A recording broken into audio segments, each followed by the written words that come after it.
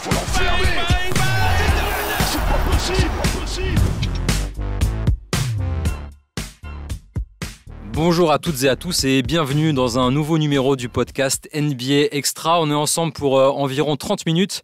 Vous en avez l'habitude pour aborder 3 thèmes de l'actualité de la NBA. Et aujourd'hui, j'ai la chance d'avoir en studio avec moi un one-two punch aussi à l'aise en NBA qu'en NCAA.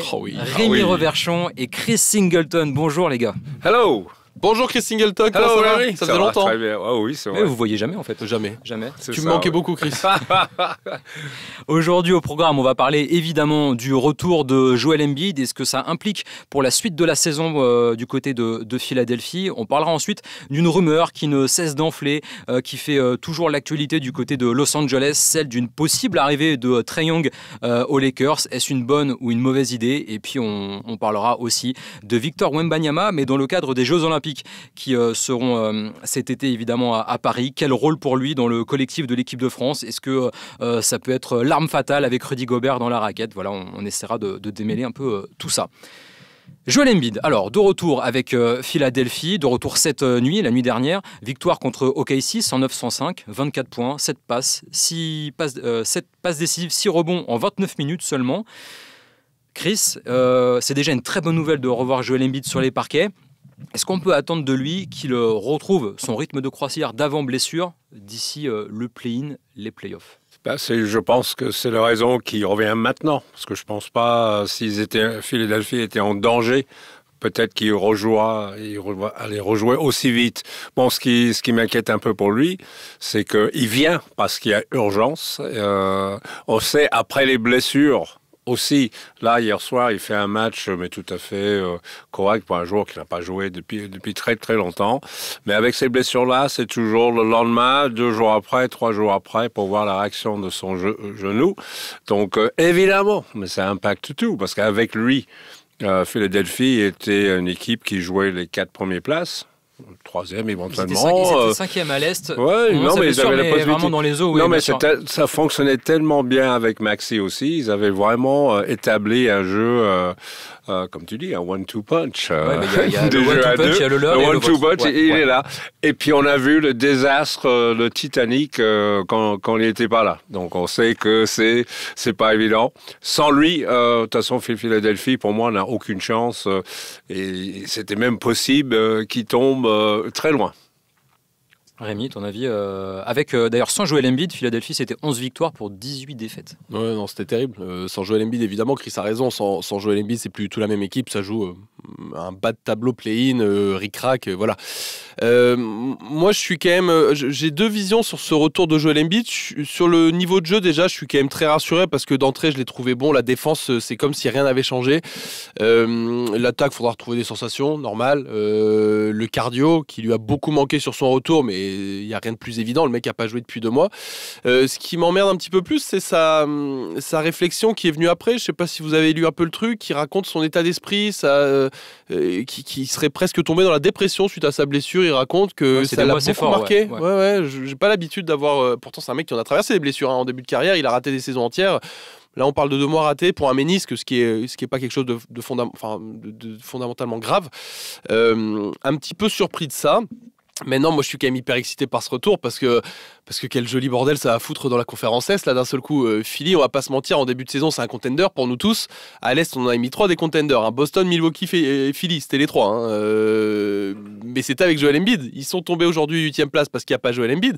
Il y a Joel Embiid, maintenant il va se passer quoi? C'est une équipe qui vaut 3e, 4e et qui va jouer... Ils vont jouer alors soit play-in, soit peut-être tour. 6e place au mieux s'ils s'en sortent bien. Ça veut dire qu'il y a une équipe qui aura fini 1ère, 2e, 3e qui va se manger Philly avec Joel Embiid au premier tour des playoffs.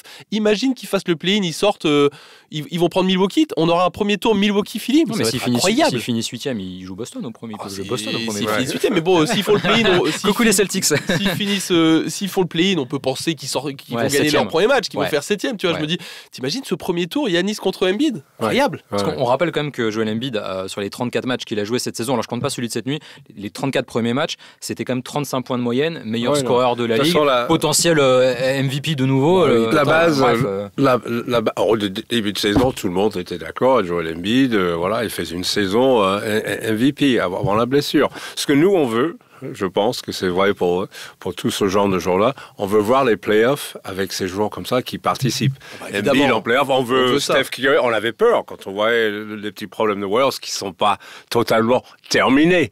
On ne voulait pas voir un playoff sans Steph Curry. Le problème, je t'annonce, c'est qu'on verra un playoff soit sans Steph Curry, soit sans LeBron James. Voilà, c'est sûr. Il y en a un des deux qui ne sera pas là, je pense. Voilà, tout à fait. Ce qu'il ne faut pas oublier aussi, c'est mine de rien que Philadelphie, entre le début de saison et l'équipe actuelle, c'est une équipe qui a quand même un peu bougé à la trade deadline, qui a récupéré Bud Hield et Cameron Payne, qui a fait partir Marcus Morris, Pat Beverley et Furkan Korkmaz, avec un Joel Embiid qui soit à son meilleur niveau. Est-ce que cette équipe actuelle avec un Bud Hield, elle n'est pas peut-être meilleure que celle qui a commencé la saison? Alors, Bud Hield, pourquoi pas, t'as raison Nico, mais le vrai truc, c'est la prise de dimension et de gap de Tyrese Maxey. Bien sûr. Qui a changé totalement de registre et qui est devenu un franchise player de fait en l'absence de Joel Embiid. Et maintenant, tu te retrouves, numéro 1, évidemment, et tu te retrouves, alors, avec Joel Embiid qui revient, indiscutable numéro 1, c'est pas du tout le débat, mais avec un mec à côté qui a grandi pendant ce temps-là, Tyrese Maxey. Je sais pas, on va attendre de voir le niveau réel de Joel Embiid sur les semaines qui viennent parce que mine de rien, dans 10 jours, c'est le play-in, c'est-à-dire les matchs à la mort subite, c'est hyper rapide pour lui pour revenir.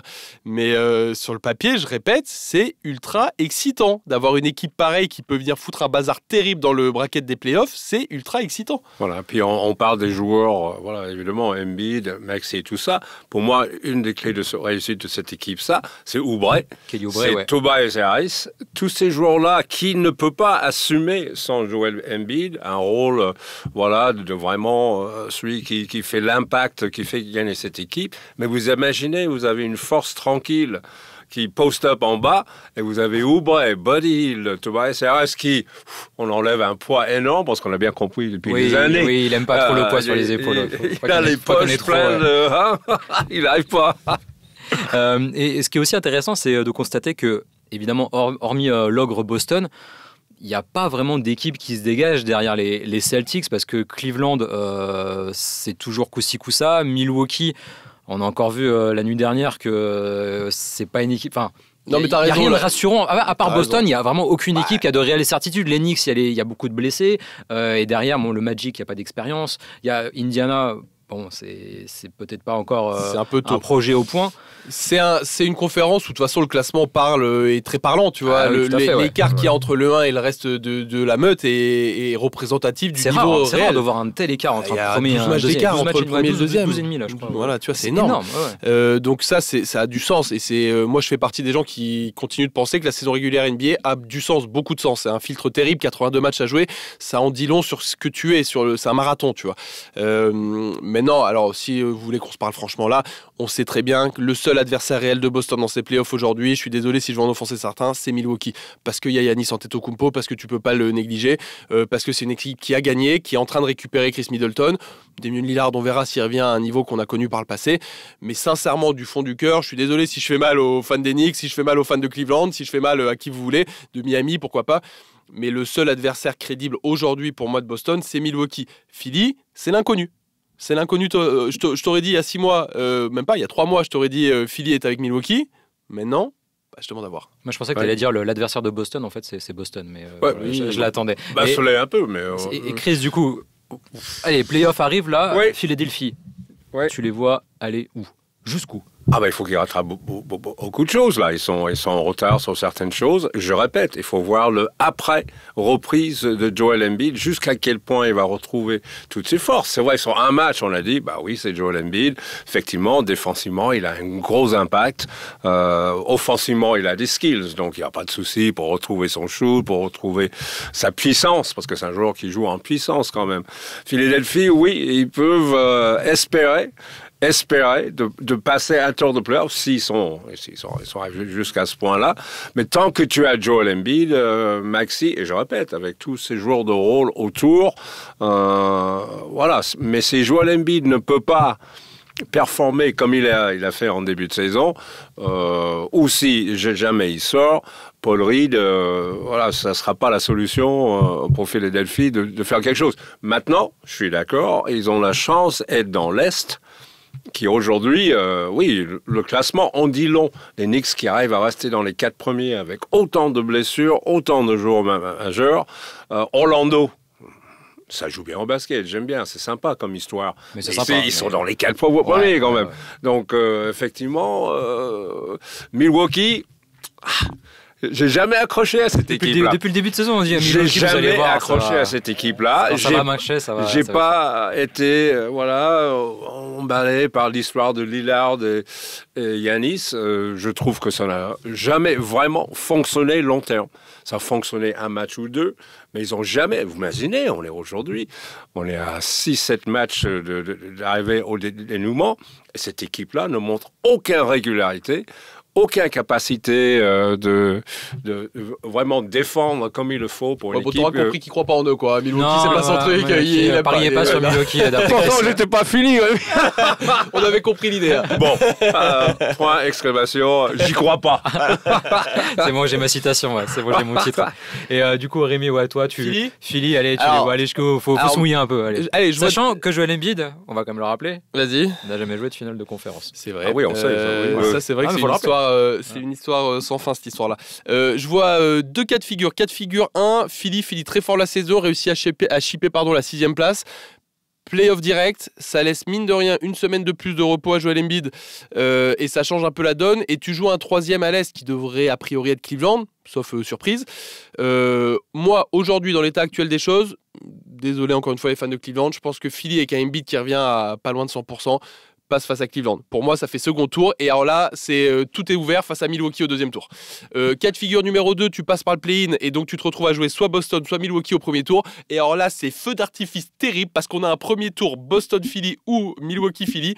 Et alors là, c'est popcorn tout le monde. On se régale dès la première semaine, par contre. Ouais, je suis assez d'accord. Chris, un mot à ajouter encore sur Oui, un sur mot à Philly. ajouter. Même deux, si tu Je veux. veux parce que c'est un podcast qui est Bah, sympa. oui, On n'est pas d'accord, donc c'est parfait. Mais Parce que bien sûr, moi, c'est bien de j'y pas être crois énormément à Cleveland. Ah ok, d'accord. Quand ils sont en bonne santé, je trouve qu'ils ont un racket qui est consistant, qui est régulier, avec Mobley et Jared Allen. Je trouve ça très très bien. Ça passe face à Philly sur un premier tour de playoff, là ? Oui. Ah ouais ? Absolument. Moi, j'y crois pas du tout. Moi, je suis comme Rémi, perso. Non, mais évidemment, bien sûr, tout dépend et tout. Et c'est énormément. l'état de Joel Embiid. Donovan Mitchell, quel état il est, dans sûr. quel esprit surtout il est. Parce que tout simplement, je pense que... Mais les deux, Mobley et Jared Allen, peuvent causer énormément de problèmes. C'est deux intérieurs qui sont très difficiles à garder. Hein. C'est des mecs qui courent, qui sautent, qui défendent sur Embiid, oui, défensivement. Donc, ils peuvent faire des rotations. Bon, c'est vrai que récemment, Cleveland nous a déçus un peu. Je suis un peu inquiet pour Garland, parce que je trouve qu'il a disparu un peu. Mais je trouve cette équipe-là très dangereuse. Allez, on aura la réponse d'ici quelques semaines, j'allais dire un mois, mais peut-être même un peu avant. Bah, même pas dans 10 jours, on est en play. Oui, c'est ça, 10 jours play. Oui, mais genre Cleveland, du coup, pour avoir... Cleveland, non, Philly peut-être. Mais Philly, ouais. Oui. On passe désormais aux Los Angeles Lakers. On change de conférence. Et je voulais revenir sur... voilà, Chris est content. Je voulais revenir sur une des rumeurs... Attends un peu, parce que là, tu vas me dire un truc qui va pas me plaire. Non, mais c'est toi qui vas me dire ton avis. Sur Trae Young, du coup. C'est The Athletic qui sort cette info. Alors, c'est quand même un média très sérieux aux États-Unis, The Athletic, qui dit qu'évidemment, Los Angeles veut récupérer une 3e star. Ça, c'est le cas depuis pas mal de temps déjà. Et donc, il y a toujours ce serpent de mer, Trae Young, donc le meneur de jeu des Hawks, qui sont 10e à l'Est, qui vont faire le play-in. Mais bon, pour quelles ambitions. Trae Young, cette saison, c'est 26 points de moyenne, quasiment 11 passes. Et donc, les Lakers qui pourraient tenter le coup, sachant que Trae Young est sous contrat jusqu'à l'été 2026, donc ça veut dire qu'il faudra quand même lâcher des joueurs pour l'obtenir ou des tours de draft, et que potentiellement, les Lakers pourraient inclure D'Angelo Russell, Austin Reeves. Il y a aussi des options avec Rui Hachimura, Jared Vanderbilt, bref. Il y a un peu de matériel quand même pour essayer de contenter Atlanta. Mais en même temps, Trae Young, ça fait partie de ces joueurs un peu frissons de la Ligue. Alors, Chris, t'as un avis, je le veux. Bonne ou mauvaise idée pour Los Angeles d'essayer de récupérer Trae Young ? Aujourd'hui, pour moi, ce sera une mauvaise idée. Une mauvaise idée parce que, tout simplement, ils ont fait le choix de garder D'Angelo Russell.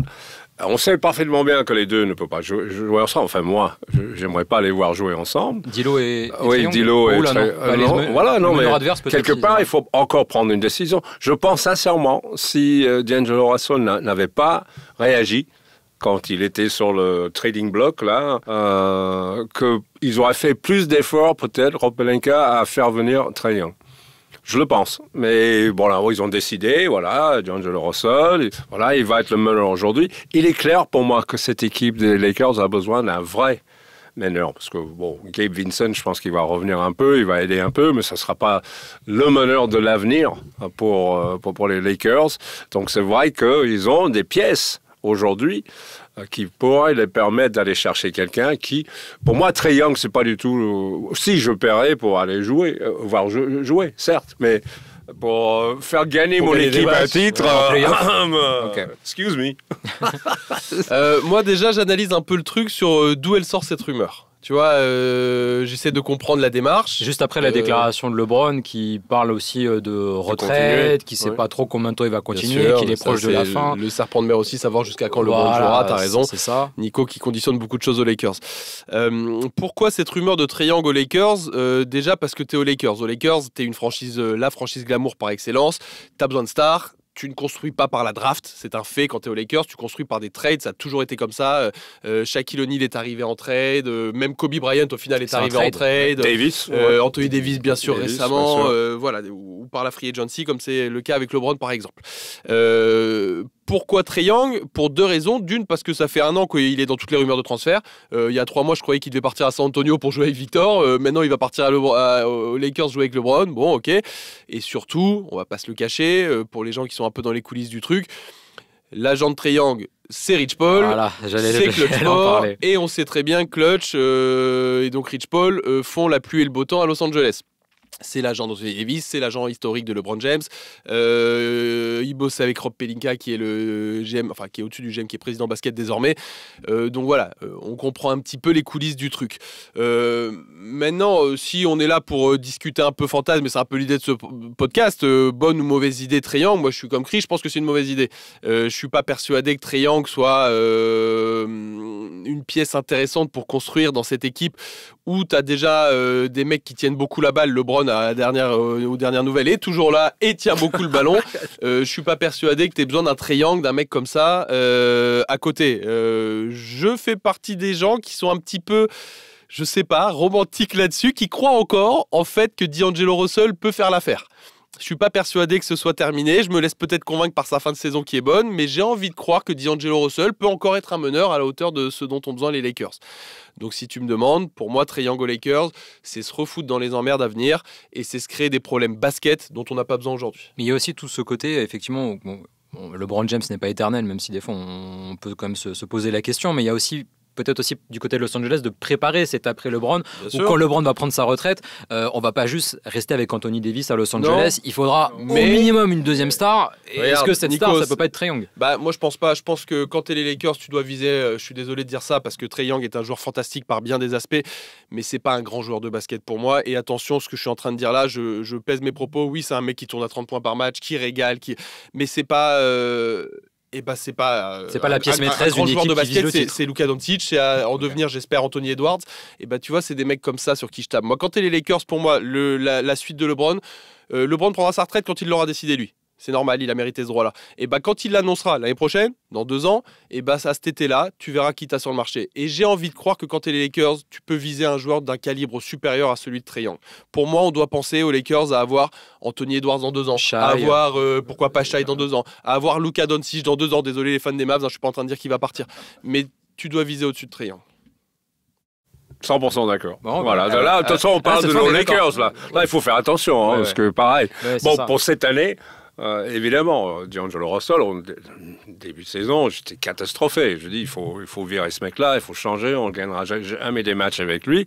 Puis tout d'un coup, il y a eu un certain changement, on appelle ça la maturité. Il était proche de la sortie aussi. Être dos au mur, justement, il faut réagir. Donc il a réagi et tout d'un coup, il a retrouvé son adresse. Mais pour moi, c'est pas un meneur créateur, c'est pas un meneur qui rend les autres meilleurs, mais qu'il a un grand talent, offensif. On avait vu quand il était drafté, on a vu un petit peu avec les Nets, on a vu avec les Warriors, mais s'il bouge autant et si on ne le garde pas, c'est que voilà, il a une spécificité dans son jeu qui fait que, pour cette année, on va y aller.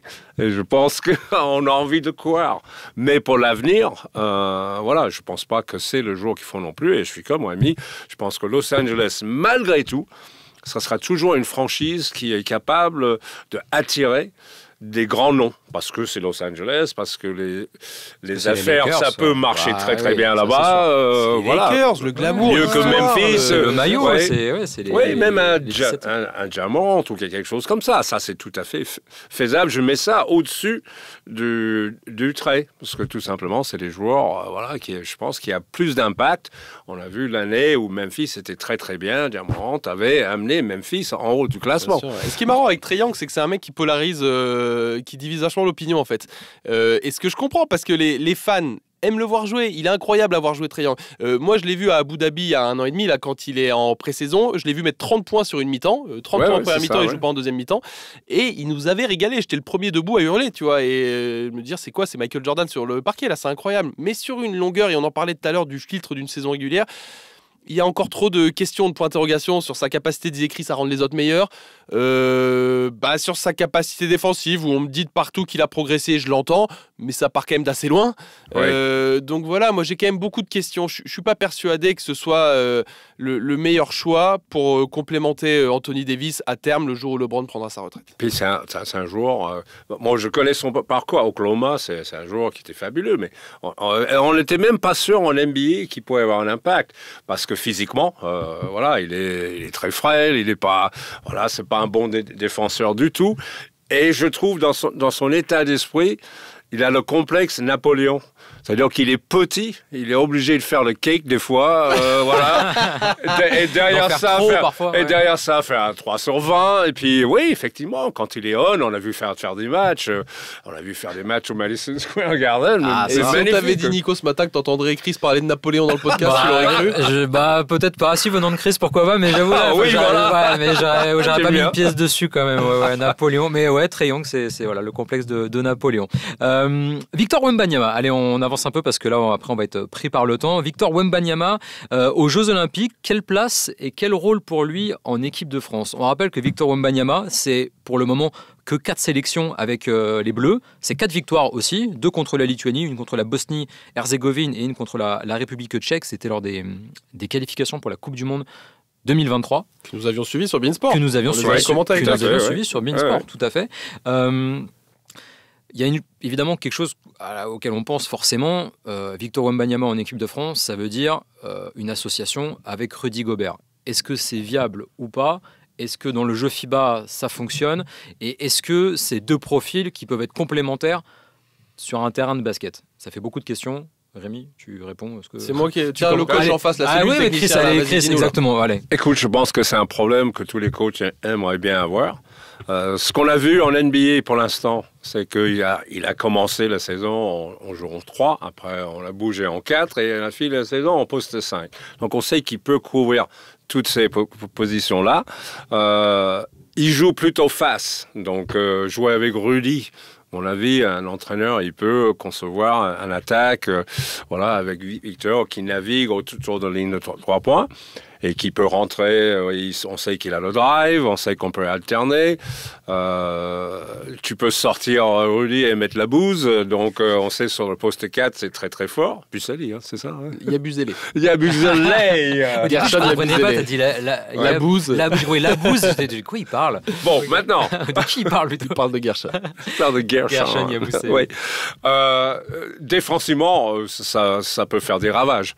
Quand tu as Rudy, quand tu as Victor, qui sont dans le racket, la peinture, il faut quand même y accéder. Tu as potentiellement les 2 meilleurs défenseurs NBA actuels. Enfin, on verra les classements du trophée de meilleurs défenseurs à la fin de la saison, mais Rudy certainement en numéro 1 et Victor va pas être. J'ai juste un peu peur, enfin pas peur, non, où il va falloir que les coachs ils se mettent vraiment dedans, c'est construire un jeu avec ces joueurs-là qui n'a jamais été fait.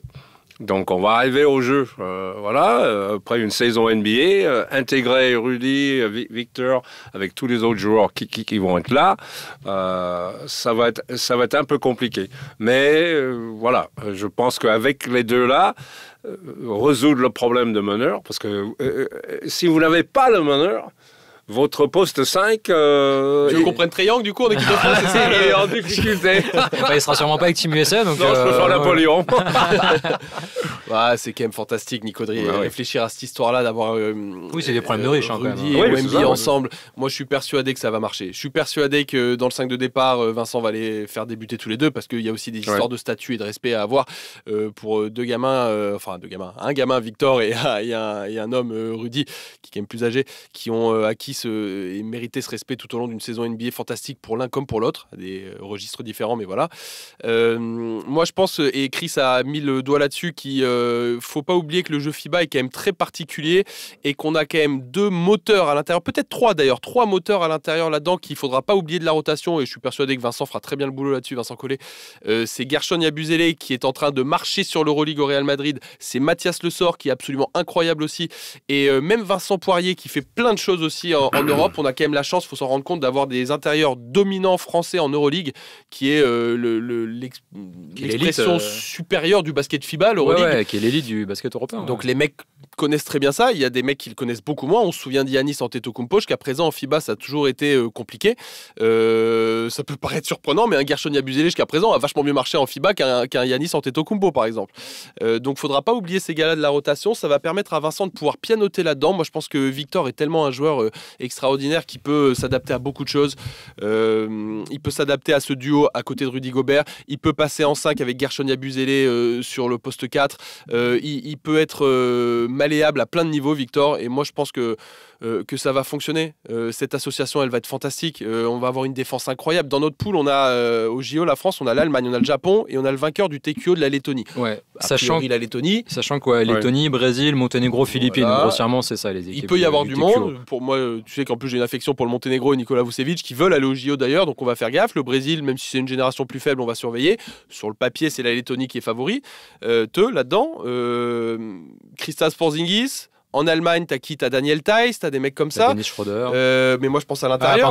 Les mecs qui vont affronter. Ouais. Le Japon, c'est une belle équipe. On les a joués en prépa l'année dernière, mais bon, c'est quand même un niveau un petit peu en dessous.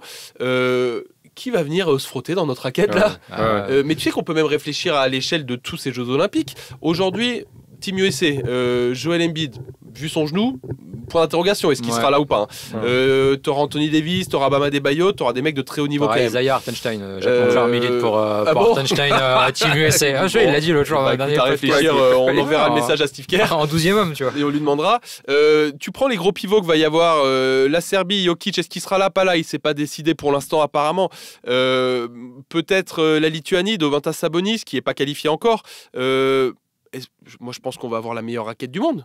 Je veux dire, Rudy, Wemby, plus les trois que je t'ai cités en Euroleague, Yabusele, Poirier et Le Sort, on a la meilleure raquette du monde en France. Alors, on a le problème du meneur, mais on a la meilleure raquette du monde.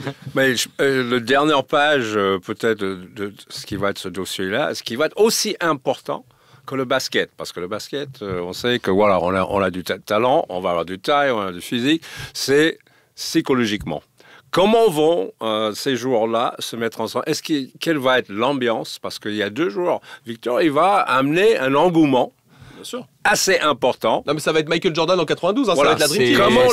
Comment les autres joueurs vont réagir, parce qu'il ne faut pas oublier tous les gens qui ont œuvré jusqu'à maintenant pour faire marcher cette équipe de France. Donc, si tout se passe bien au début, je pense que là, il n'y aura pas de souci. Mais imaginons que je ne veux pas être négatif, mais imaginons que ça se passe moyennement. Tout le monde se regarde. Pourquoi lui? Pourquoi pas moi? C'est Vincent Collet qui va avoir un travail énorme. Avec Kenny Atkinson, que je trouve c'est une super idée de le faire venir. Il connaît le monde NBA, il connaît le monde de France, voilà. Il y a un respect aussi. Un respect vis-à-vis pour lui, quand même. Il a toujours fait des très bons choix de rester où il est. Au Warriors plutôt que de partir à Charlotte. Oui, non. Donc voilà, je pense que si on arrive à maîtriser tout ça, si tout ça est pris en compte, effectivement, c'est que du optimisme. Et quelle place pour lui on termine sur ça, dans la hiérarchie des Bleus en attaque? Parce que entre Evan Fournier, qui sort d'une saison, qui est en train de réaliser, mais c'est bientôt fini pour lui, une saison quand même qui est très compliquée, qui a retrouvé du temps de jeu à Détroit, sans pour le moment beaucoup de réussite. Nico Batum, on peut penser aussi à Nando de Colo, mais est-ce que Wembanyama, ça doit être le joueur concrètement qui tire le plus en équipe de France? Déjà, on va voir les joueurs que tu as cités s'ils seront tous au jeu. Moi, j'en suis pas persuadé aujourd'hui. Ça sera bien à Vincent de décider. Mais on va être très clair, et ça, je pense que les joueurs l'ont tous compris. Ils sont suffisamment matures par rapport à ça, ils le savent. L'option numéro 1 en attaque pour les Bleus cet été, ce sera Victor Wembanyama. Lui n'a jamais modifié sa façon de jouer, qu'il joue à l'époque en gamin avec Nanterre, qui joue en Betclic Elite avec Levallois, qui joue en NBA avec les Spurs. Ça a toujours été la même chose en équipe de France, même sur ses 4 sélections. Il prend ses tirs incroyables, il s'amuse sur le terrain, ses shoots à 3 points sur une jambe, il fait ce qu'il a à faire. Et cet été, ce sera pareil. Ce sera lui notre arme offensive numéro 1. Ouais. Et il faut que ça soit dit. Il ne faut pas que ça soit dit tout le monde. Je suis d'accord, Rémi. Si tu n'utilises pas un joueur comme ça, avec tout ce qu'on a vu dans son talent offensif, dans son panoplie de choses qu'il peut faire, effectivement, les défenses FIBA, c'est pas la même chose. Ça va être beaucoup plus rude, beaucoup plus physique. Mais je pense que le plus important, c'est de le dire, à le faire, parce que jusqu'à maintenant, on a eu quelques problèmes avec définition de rôle. Qui fait quoi, à quel moment. Je pense que tu as raison, et je pense que ça va faciliter la donne de tout le monde. Les échecs passés peuvent servir les réussites. Moi, je veux dire, l'année dernière, je l'ai vécu, cette Coupe du Monde. On était sur place pour Bean avec Jack et à Jakarta. Ça a été un échec terrible. Et quand les mecs se regardaient entre eux, qu'on voyait Evan être le seul à mettre des points, mais qu'au final, il se passait rien autour. Là, cette année, ça va être beaucoup plus clair. Va être beaucoup plus clair. La hiérarchie va se faire automatiquement. Et les mecs le savent. Enfin, je leur ai pas parlé. J'ai pas parlé à Evan dernièrement. Nico, un peu. Mais bon, les mecs le savent. C'est évident. Tout le monde est fan de ce que fait Victor. Et c'est même pas un manque de respect pour la carrière des autres, de Rudy, de Evan, de Nico et de Nando, etc. C'est une suite naturelle des choses aussi. Et le ligne en bas, c'est que tout le monde veut gagner. Tout le monde veut être compétitif. On sait qu'on a les yeux du monde. C'est trop important, t'as raison. C'est trop important pour penser à sa personne individuellement. Je pense que tout va être fait. Qu'est-ce qui fonctionne, qu'est-ce qui marche. On a la chance d'avoir un des meilleurs grands au monde. Écoute, il faut l'utiliser. Il faut foncer. Ok, écoutez, merci messieurs. Là, on a dépassé un tout petit peu le timing. Merci pour votre disponibilité. C'était très sympa. You're welcome. J'ai beaucoup apprécié ce podcast avec vous. Voilà, sachez-le. J'espère vous aussi. Et je vous dis à la semaine prochaine pour un nouveau numéro. Ciao. Avec plaisir. Bye. Oh my goodness, il faut l'enfermer.